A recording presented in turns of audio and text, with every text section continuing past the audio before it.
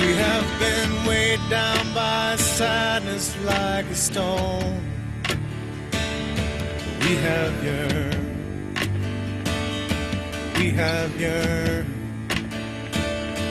We have sometimes felt so utterly alone. While we turn, while we turn, we've been stricken by the wonder of it all. Stricken down, stricken down. We have sometimes felt so faint we want to fall. Overcome, but all in all, I'd say this year in flight together has been fun. What say we make one more circle around the sun?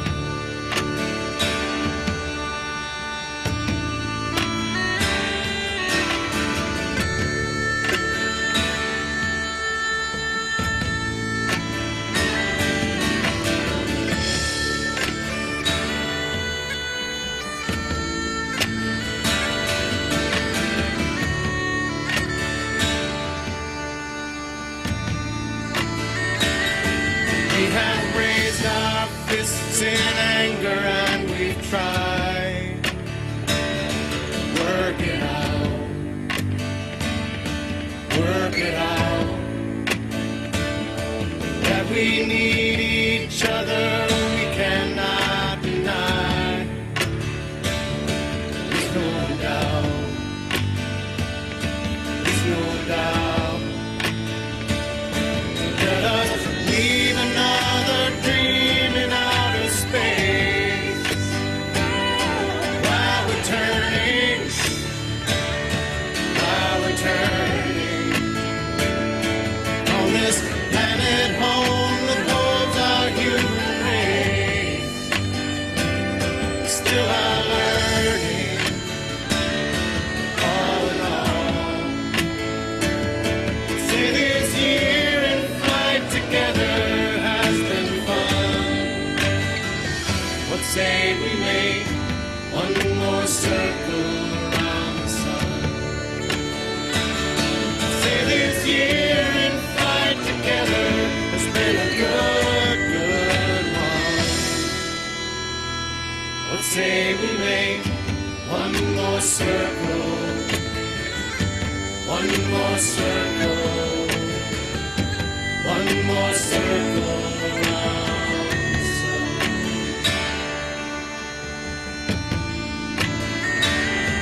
Around the sun.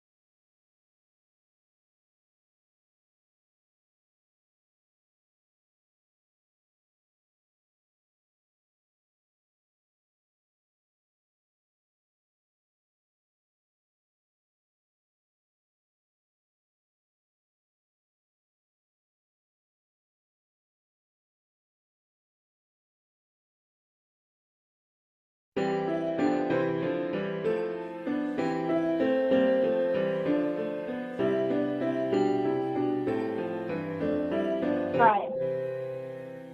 Join the meeting. Broken like the first morning, blackbird has spoken like the first bird. Praise for the singing, praise for the morning, praise for them springing fresh from the word. Sweet the rains do fall, solid from heaven.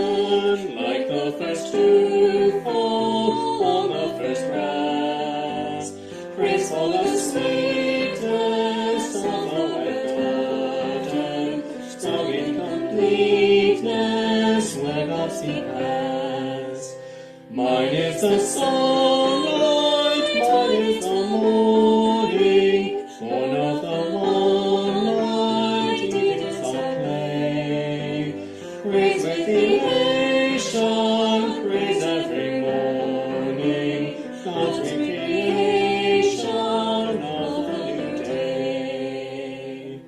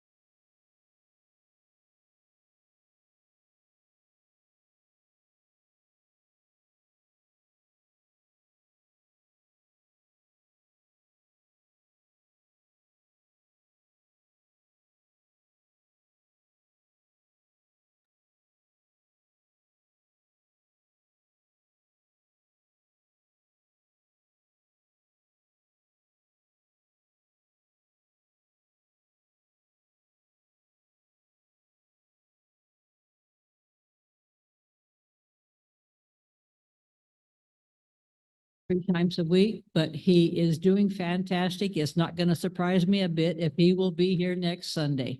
So he's doing good.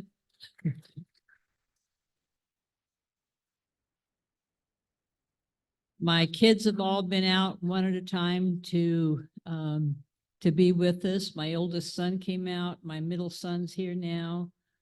Bill's 2 children will be out next week, so they're all kind of taking turns helping me and visiting him, and hopefully right now they're looking for a place for him to go get his dialysis. That's all they're waiting for. He will be on dialysis for 3 times a week. And so that's what's keeping him in the hospital. But anyway, he's doing great, and he's got he's the usual build this morning. I stayed with him for 2 or 3 hours before coming here, and he's just as happy as if he had good sense. Thank you. Thank you, Dinah. Thank you for the update. Thank you, and that's how it's done. If you are new here, a visitor, or an old friend, please raise your hand to stand and come up to the mic in front of the pulpit. Do we have any volunteers who'd like to introduce themselves today? Person in the back. Welcome. Hello, good morning. Are we still on? Nice. If not, I can project. Hi, my name is Gawain. It's just Gawain if you can remember my name in place of pronouns. This is my first time ever coming to a church service before, but I have been in many churches as a musician. And so I can say you have a beautiful building outside and inside. This is really something special. As for more about me, I'm a relative newcomer to Riverside. I only moved here about a year ago. Before that, I've lived various places, small towns, cities, West Coast, East Coast, other countries. And I found that I've never lived anywhere that has felt as insular as Riverside. And the last place I lived was a literal island. And that feeling is kind of, I suppose it's bled into feeling like it's very hard to make community to an extent that is kind of wearing away at my faith in humanity. And so that's why I'm here to try to restore that faith and connect with like-hearted and open-minded people. So feel free to introduce yourself if you're around later. And once again, my name is Gawain.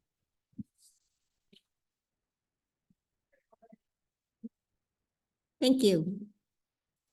Is there anyone else here who would like to introduce themselves this morning?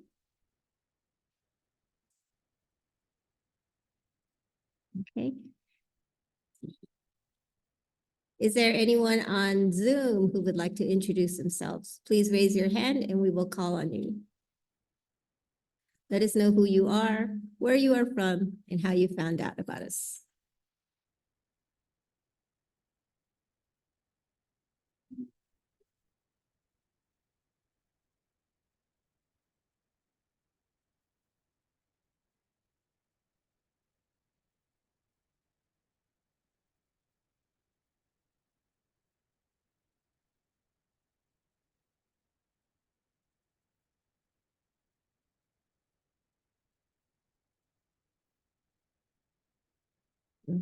Okay. Sorry. Oh, Bonnie's on? Oh, everyone, Bonnie's joining us today by Zoom. So we say hello to Bonnie. Hope you're doing well, Bonnie. Happy New Year. Hi, everybody. Happy New Year. I miss you all so much. Thanks for joining us today. Bonnie, for those of you who don't know, is a member of UUCR who moved to Michigan recently. We miss her too.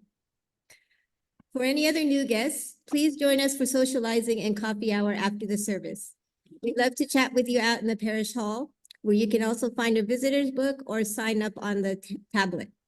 Please leave your name before you leave so that we know you are here, and leave your contact information if you'd like to know about upcoming events. For those online, the best way to get added to the mailing list is to email the church office at admin@uuchurchofriverside.org.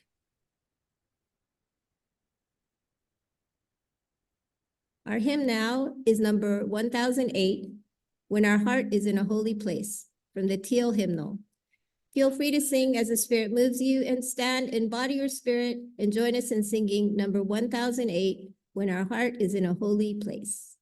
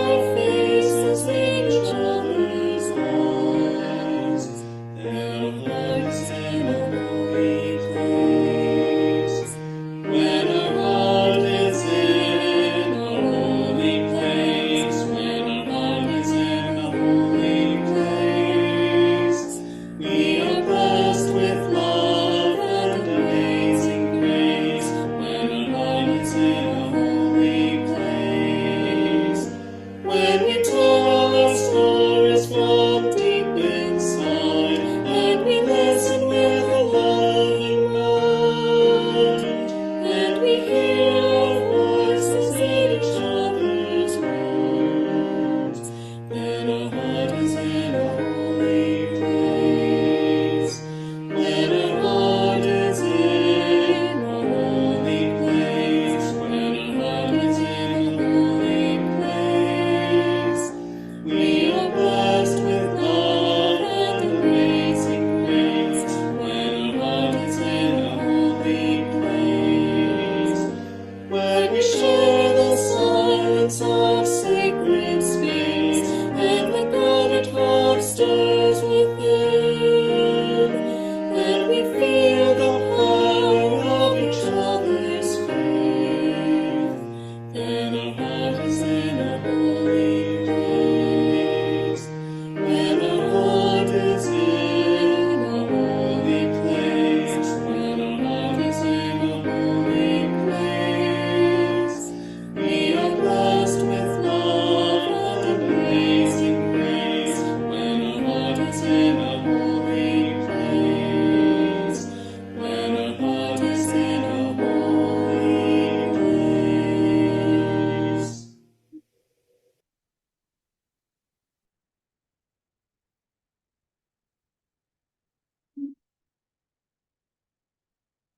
This portion of our service is to support our beloved historical church.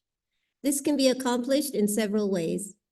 In addition to the weekly collection, you may send your checks to the church address, which is shown here.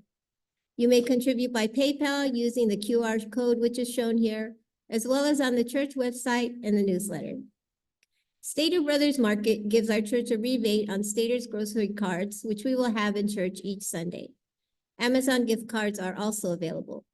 You get the full value of your purchase, and the church also receives a percentage for free. Please see Dinah Row, not today? Okay, if you're interested, please ask. Please ask Dinah Row. Okay, if anyone's interested. Or Robert Brown in the church office, if you are interested in purchasing the gift cards. Please donate as the Spirit moves you by whatever method works best for you. Thank you for your generosity. To those who give of their time and their talent, thank you for your generous care and attention. And to all of you who have joined us today, thank you for the gift of your presence. Please remember that food and hygiene products are also collected each week to distribute to those in need. Will our ushers now please come forward to receive the collection?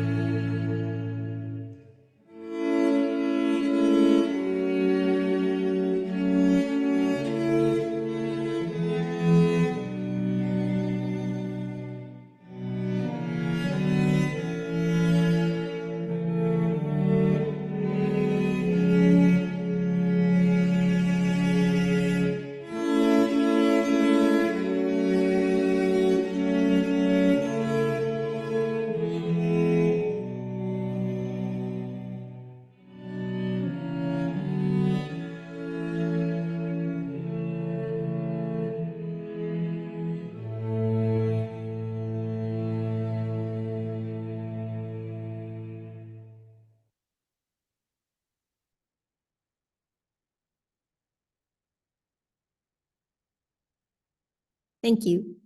Our next hymn is number 402, From You I Receive from the Gray Hymnal. Feel free to sing as the Spirit moves you and stand in body or spirit and join us in singing number 402, From You I Receive.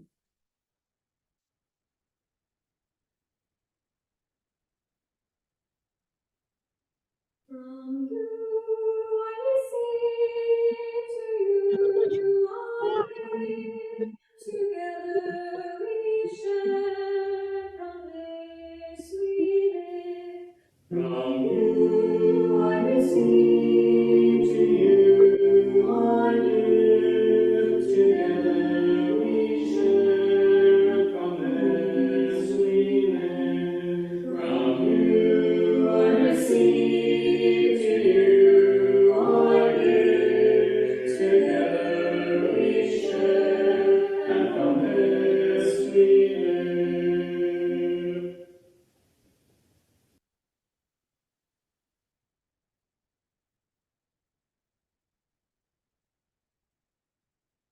Now I'd like to invite Bill Casey up to the pulpit, and he will be reading a meditation that he wrote.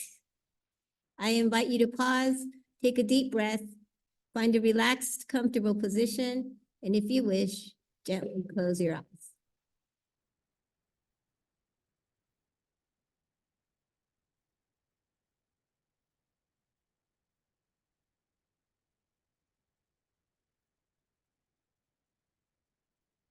The Roman god Janus was pictured as a bearded man with two faces.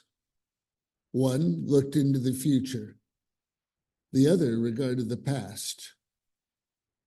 Among other things, Janus was the god of initiations and beginnings.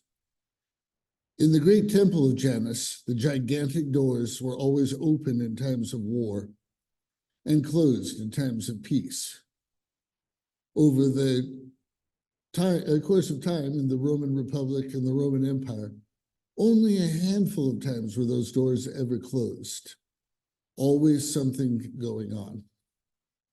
How strange, you might ask, that a years-long event like a war could be looked at as an initiation, a start. But is it not the same in our lives? We hold jobs the last years. We begin our job of years by the day, by the week, by the paycheck, by the month, quarter, year. Goals reached, goals yet to be reached. Each day when we clock in, we start. We begin again at coffee break, lunch, cleanup, and quitting time. We can trudge along doing repetitive labor, or we can hit a state of flow like an athlete, reacting to trouble, foreseeing it, heading it off beforehand, remembering how problems were solved before this moment, solving our problems on the wing with a grin and a swagger, having fun doing it. That's something that we haven't looked at for a while in this country, having fun at your job. There's a Unitarian hymn called Let It Be a Dance. And may we remember or reinvent the steps of that dance now and always. We ask ourselves questions about what we are going to do in the new year. But one thing, let us remember that we know how to do it. We will look at the steps and we will let it be a dance.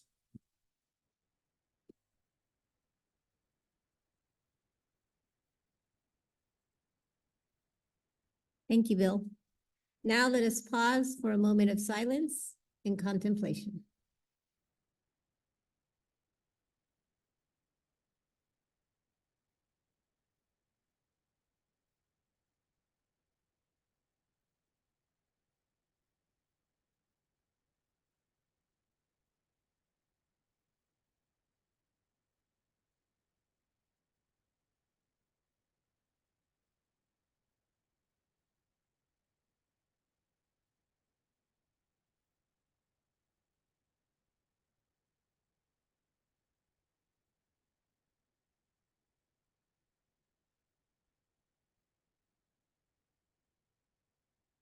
Now I would like to introduce Tinka Friend, who will be presenting an adaptation of the sermon, The Hope of New Beginnings by Reverend Frank Clarkson.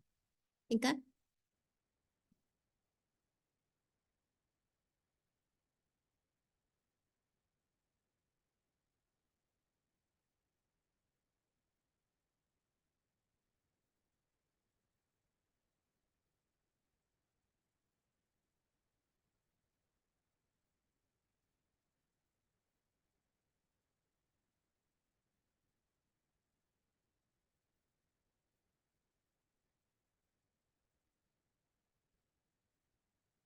So good morning, everybody.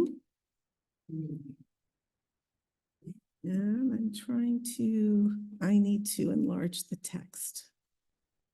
Some of you know I've had surgery on both eyes and I have scar tissue in the center of both eyes. And so there.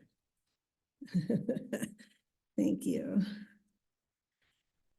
Okay, now that changed. So I have to find my way back again. All right, before I start the sermon, I want to say that our 3 months studying and traveling in Italy was exciting, amazing, and enriching, and we're glad to be back home. We arrived back just in time for the Christmas Eve service, which was lovely. So I really want to thank the worship committee for that. It was very nice. And at that service, I saw several people that I did not recognize in the 3 months that I was gone. So I'm going to ask if there are any people here that haven't started attending since I left in September. Could you please raise your hand? So we know one person said that today. Okay, because I want to try and make sure that I meet all of the new people, welcome them, and get to know them better. So as we heard, the sermon that I'm going to be doing this morning is adapted from a sermon by Reverend Frank Carlson, and he delivered it in December of 2017. And so taking that sermon, I have created the sermon you're going to hear now. In other parts of the country, oh, and I should tell you, the title is The Hope of New Beginnings. In other parts of the country, the weather contributes to the realization that we are in midwinter. Here in Southern California, not so much. Of course, the rain that is coming this week will more than likely leave snow up in the San Bernardino Mountains, where we can go and enjoy it without having to shovel it off of our driveways. Even if we don't have the usual weather cues that it is winter, we do have some here. Shorter amounts of daylight, colder temperatures, especially at night, more wind, clouds, and rain, trees without leaves, and I'm hearing less song of the birds in my backyard. And I'm sure others that have popped into your head. The pagans among us know and understand the benefits of winter, the quiet resting of the earth in preparation for the burst of growth that comes in the spring. You know, it's nice to imagine winter kind of falling upon us, the way snow does, bringing a change of pace, bringing quiet to the land. I like how winter makes one glad to come indoors, to get warm, to be cozy. How this season invites a quieter, more interior way of being, or at least for a while. For some of us, our spiritual life is tied up with the seasons and their dance of light and dark, their ever-changing invitations to us to draw in and to reach out, to be active and to be contemplative. Sometimes we have felt the deep blessing that this season offers, an invitation to watch and wait. Reverend Frank Carlson was talking with a colleague about his ministry, and he was asked, what is wanting to emerge? He loved this question, which is such an Advent question. It made his heart glad to think, hey, new things can happen. I don't have to be constrained by the past. I can do things differently. I can try on new ways of being. This made him happy and hopeful. And the words from the prophet Isaiah came to mind. Behold, I will do a new thing. Let's sit with that. Behold, I will do a new thing. It's from Isaiah 43, verse 19. What new thing will it be for you? These Advent days and these winter months are a good time to sit with ourselves, to take an accounting of our lives, to ask, am I spending my life the way I want to? The way I ought to? Are there things that need to change? Sometimes we think of change on such a large scale that it seems daunting and impossible. What can I do to change the world? Sometimes we wonder that, as if it's really a reasonable task, as if it's really all up to us. Wouldn't a better question be, what difference do I want to make today? Do you ever ask yourself, are there patterns of behavior in my life that are not helpful? Things I want to stop doing? Are there practices that are good for me and those I love, but I'm not doing? But do I want to start? Now, there are some of you in this church that have spoken about the ways that you have changed your life. Some small, some major. Like the day you decided to stop drinking, and how that has made such a difference, not just in your life, but in those you love. Or when you decided to seek out counseling, or lose the weight, or start going to the gym, or maybe even coming to church. I am in awe of the capacity you have to take what you have been given, which can include some tough things, and to do your own work. And day by day, step by step, transform those hard situations into lives that are good and a blessing to others. It is a privilege to hear your stories, to bear witness to your courage and your resilience. You give us all hope. Helen Keller, who knew something about struggle, said, although the world is full of suffering, it is full also of the overcoming of it. In this season that invites us to have hope, isn't the place to look for it right here in the stuff of our lives, in our own capacity to grow and change, to make a fresh start, or as the gospel says, to go home by another way?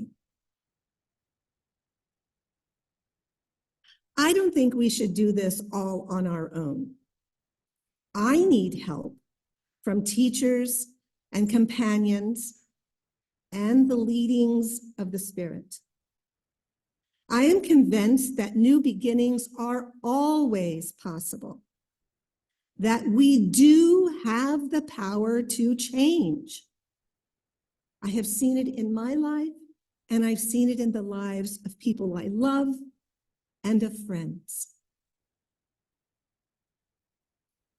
We have more agency and power than we can even imagine. What if we started channeling Isaiah and the holy and started saying, behold, I am about to do a new thing. Behold, I am about to do a new thing.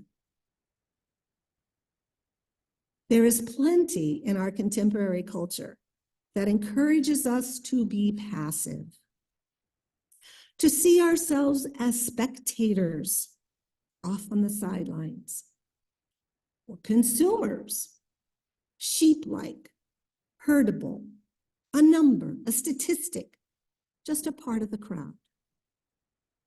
No wonder people feel hopeless. But that is not who we are, nor what we, as UUs, are meant to be about.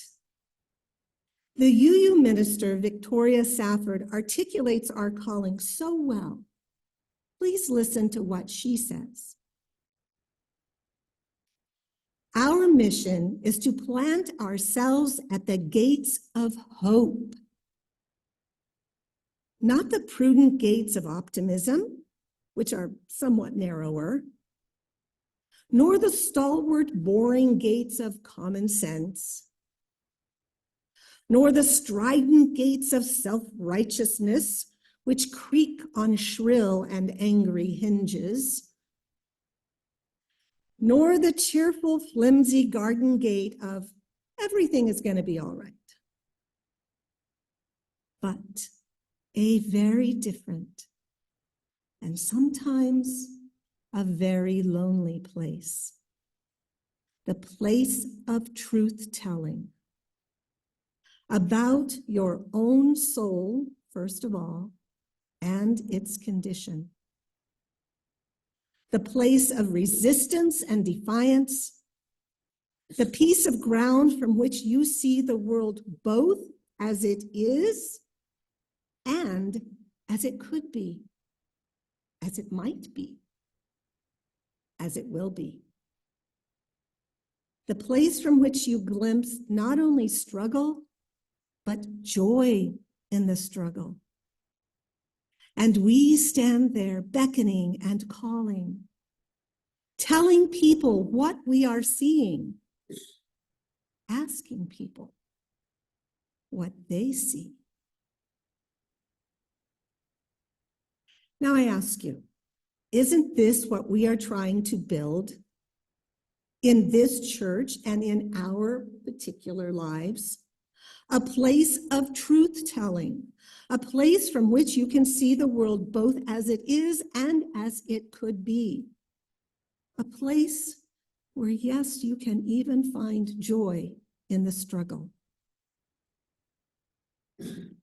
This is the mystery and the promise of faith, that if we meet God anywhere, it is right here, in the beauty and in the mess of our lives, in the stuff of this good earth. It's why we are all drawn to stories of light shining in the darkness, of consecrated oil that, against all odds, doesn't run out, of the Holy One coming to earth and being born in a humble stable, because we need to be reminded of the pregnant possibility that exists right here in these bodies, in these humble and holy places, in this moment and in this day that we have been given. Our job is to plant ourselves at the gates of hope. I have a few copies of Reverend Victoria Safford's words.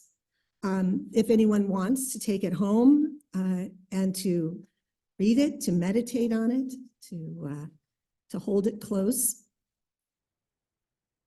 And these days, it is so important that we be hopeful, that we keep faith, and we spread goodwill. So please remember that you always have a choice. You have agency. You have the power to make a change, to make a new beginning. You don't have to be bound by your past. take a moment now just to be still. Close your eyes if you will. Take a deep breath and ask yourself, what is wanting to emerge in me? What is wanting to emerge?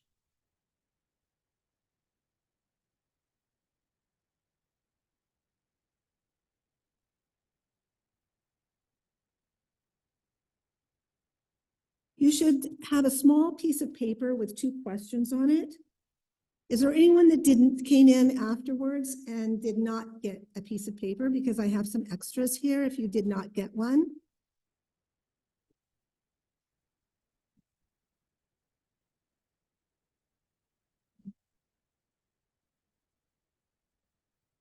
And we have some extra pens if you don't happen to have something to write with. I just ask that when you finish that you give the pens back. They are my personal pens. So is there anyone that needs something to write with?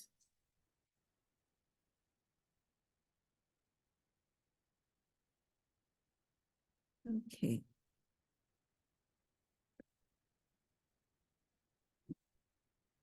Well, first there is our powerful question.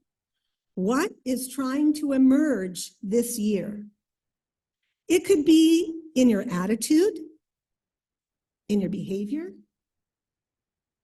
in your surroundings, in your soul.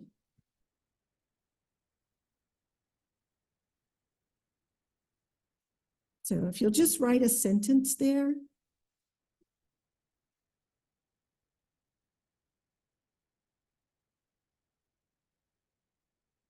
There are times when what we are doing is counterproductive to what we want to emerge in our lives. Sometimes we have to let go of things, attitudes, behaviors, people, in order for there to be the rich, fertile soil in our soul, which can sustain something new. And so the second question is about what you might need to let go of first before what you want to happen can happen. So please take a few moments to answer these questions.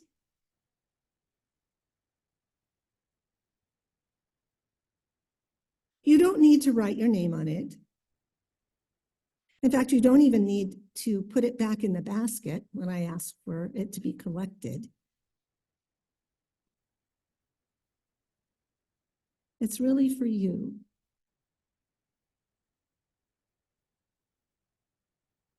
But I am going to ask for those people who are willing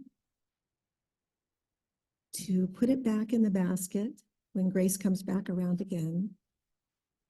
And I'll read them aloud, just for us to know what it is that people want to emerge in their lives, people who gather here, who trust us to be in this holy place and to share what is meaningful to them. After the service, if you have put it in the basket, please feel free to come back and retrieve your paper if you want to take it home. If you want to put it on your mirror as a reminder of what you really want to manifest in your life during 2024.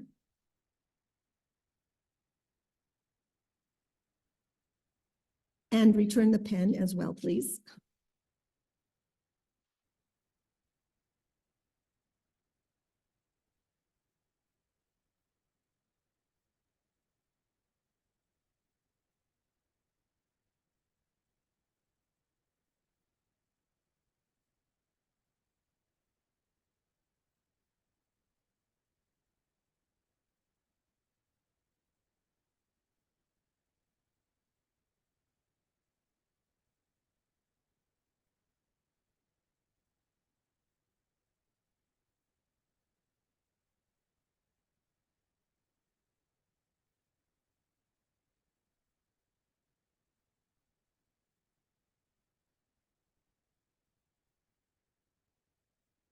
And Adam, have you turned yours in or were you still waiting?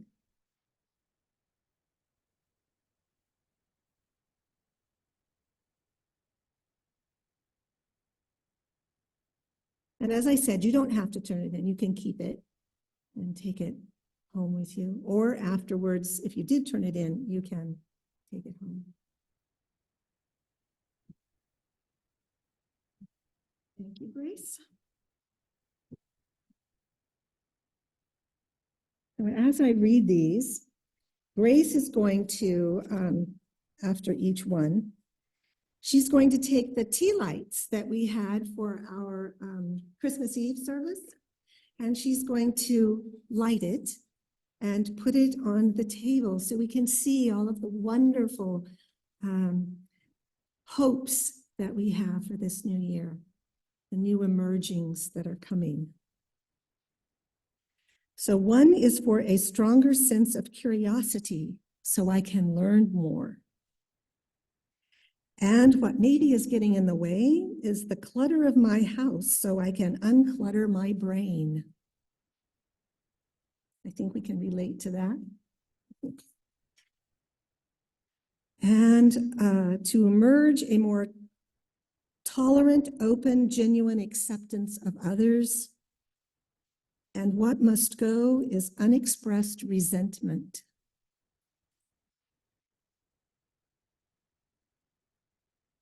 A house that can be comfortably lived in, uncluttered. I see a theme. And what must go? Commitments that take time away from this goal.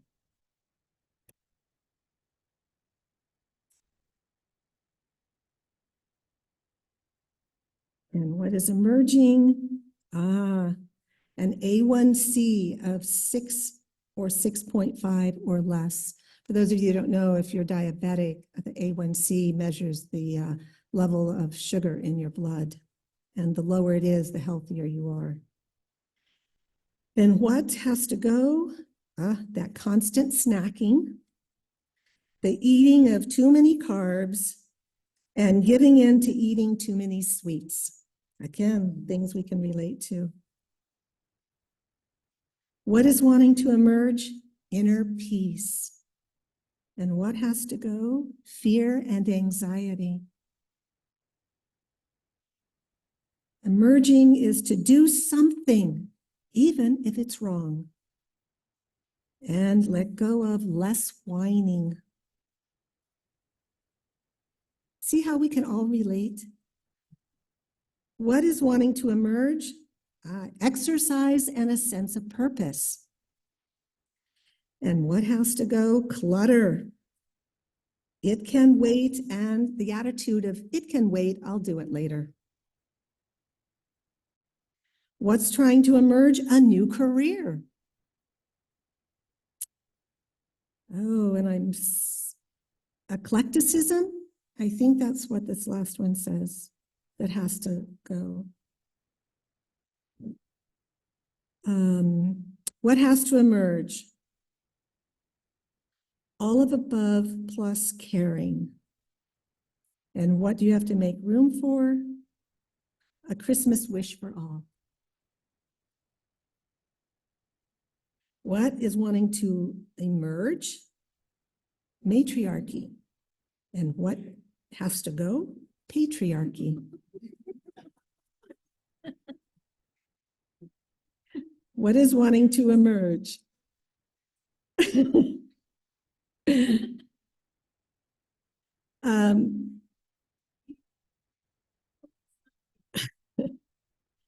And emerging, behold, I will do a new thing. And to play and take pleasure. And what has to go? The agonizing over choice limitations. And what is wanting to emerge? An attitude. It doesn't say what.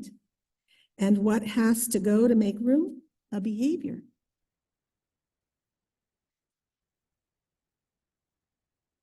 And what is wanting to emerge?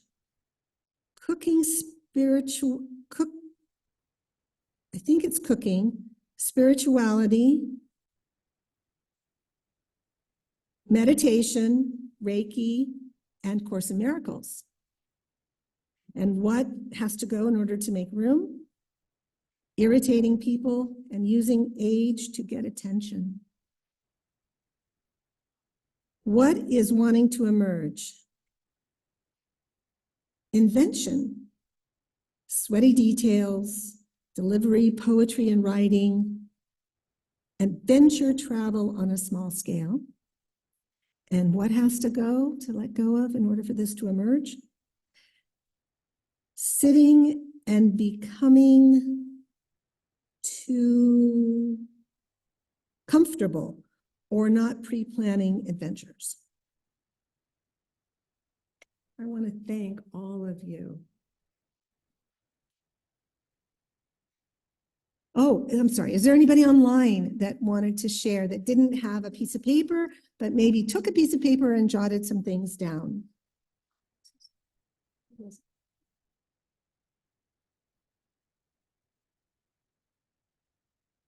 And is there anyone here that was writing when we started and had not finished yet, but would like to put it in the collection? Okay.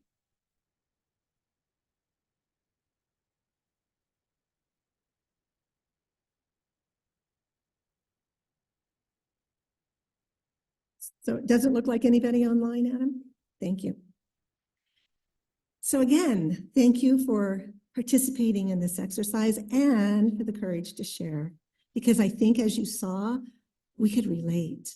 We all could relate to these same things. We want and we struggle with so many of the same things. So on these slips of paper,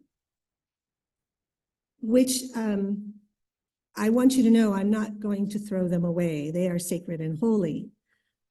So for those people who want, like I said, and want to take it back, put it on your mirror or someplace and meditate on it and work on it, please do. And for those who don't, I'm going to think of something. Possibly we might hang them on that little tree that we have out in our parish hall to remind us. So on these slips of paper, we have planted ourselves at the gates of hope. May we now begin to do the work necessary for these intentions to grow. And may these holy desires that we have shared today be made manifest in the coming year. Blessed be and amen. And our closing hymn is number 1054. Let this be a house of peace, from the Teal hymnal. Feel free to sing as the Spirit moves you, and please stand in body or spirit and join us in singing hymn 1054, Let This Be a House of Peace.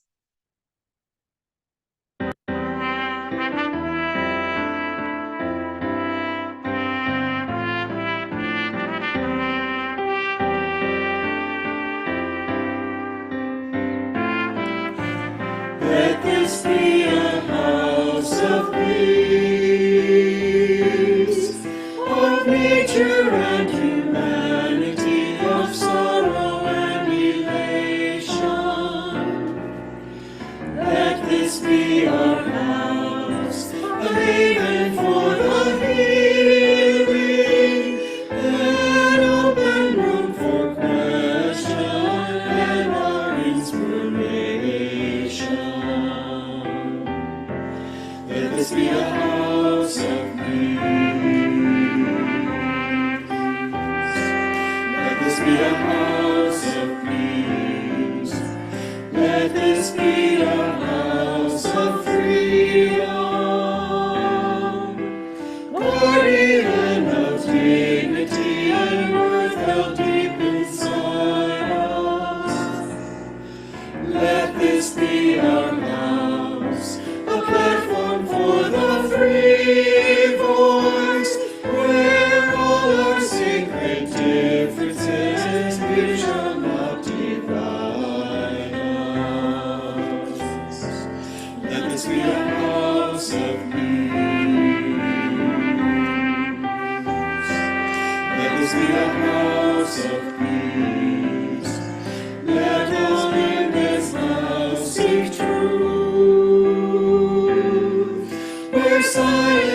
wondrous and mystic, abide in reverence we.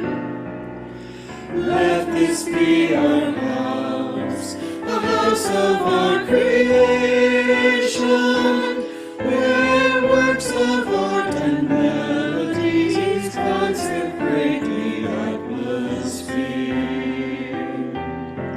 Let this be a house of peace. Let this be a house of peace. Let this be a house of prophecy. A vision for our children be our common theme.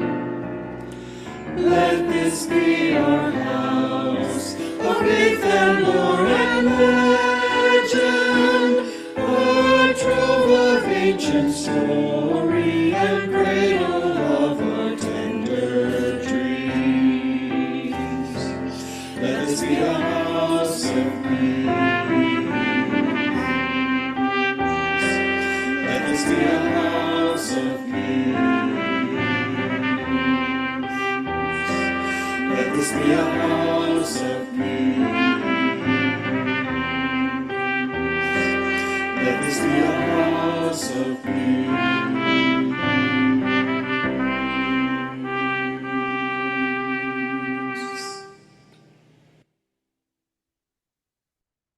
Please be seated. And for our closing benediction, let us begin again in love. Having let go, set our intentions, named our curiosity, committed our energies, and given ourselves over to lives of balance, purpose, and meaning, let us begin again with love. Namaste, amen, and blessed be.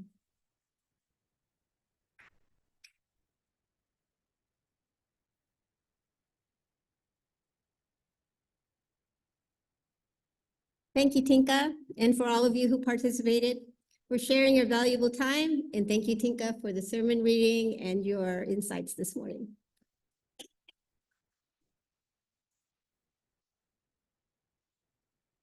It is sincerely appreciated, and we look forward to hearing from you again. For those of you who would like to stay in the sanctuary for 10 to 15 minutes to share some discussion or observations from the service, please remain in the sanctuary or online, and be aware that these comments will be posted online. For the rest of you, you are now welcome to adjourn into the parish hall.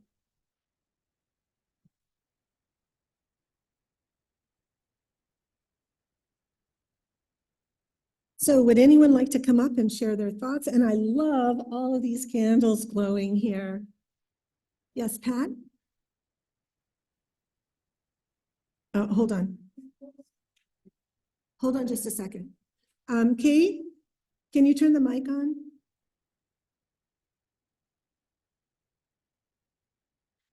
Okay. I'm Pat Cowender, and I just wanted to share that I post stuff on Facebook, and I have a lot of people, some from this church and some who used to be part of the church, and some from the hospital where I used to work who post. And I posted recently that my goal was for 24 hours not to irritate anybody, and I would report back. So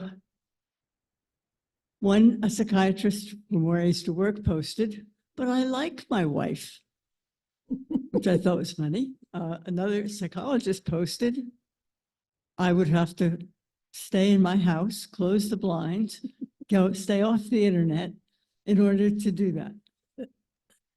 Okay, so I posted the report that I had one complete fail, but other than that, it was good. Many bites of tongue. So Michelle Melanson posted, I've had many bites of tongue myself. And I posted back, I said, what irritates me is when I have the perfect comeback to somebody who's been rude and I'm biting my tongue on it and they assume I'm too dumb to answer. So that was today's Facebook. For For those of you who don't go on Facebook, it's easy to ghost on Facebook. And honestly, there are lots of people in our church, used to be in our church, who post, and we have a lot of fun. And if anybody doesn't know how to do that and would like to, it's really fun. And I think it's, well, because I'm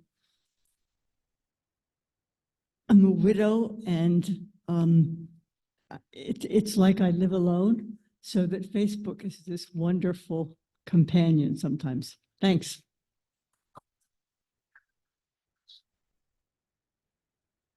Anyone else want to share their experience or any more onto their, what is emerging for them? Walt?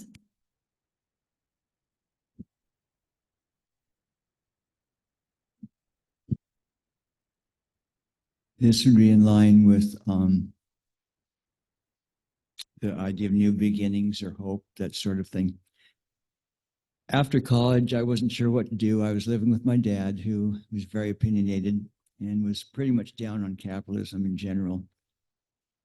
I mentioned a thing or two that maybe I could work at, like the phone company. He said, I'm in a fight with them for allowing local calls to the next town. So you should not work for them because they may use that against me. So I was pretty bottled up, didn't know what to do. And then he said, after he saw how I was just milling and it was frustrating him, he said, do something, even if it's wrong. And a light went on in my head, and I thought, yeah, I'm going to choose. I'm going to move forward.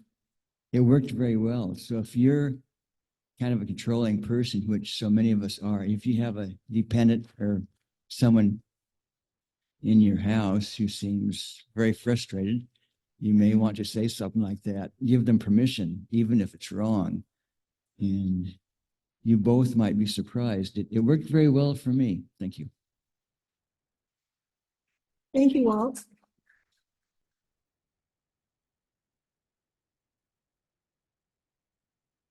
Any other thoughts?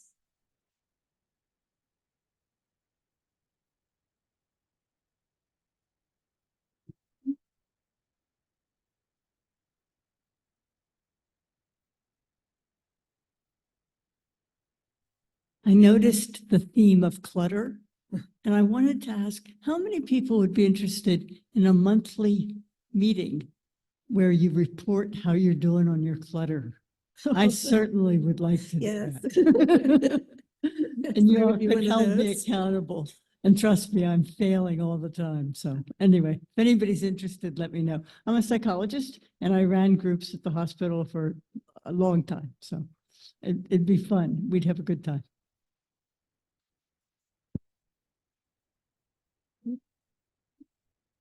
Well, Pat, I know Nick and I would. We live in constant clutter.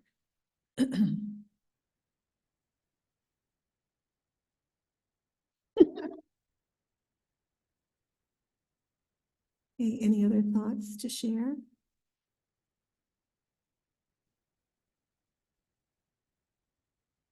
Well, as I said, I do want to thank you for participating in this activity, for coming today, and for sharing, for looking inside of yourself, and for sharing with us. I know I have been enriched by the things that are emerging from you, that you're wanting to emerge, and I'm sure others here have experienced that as well.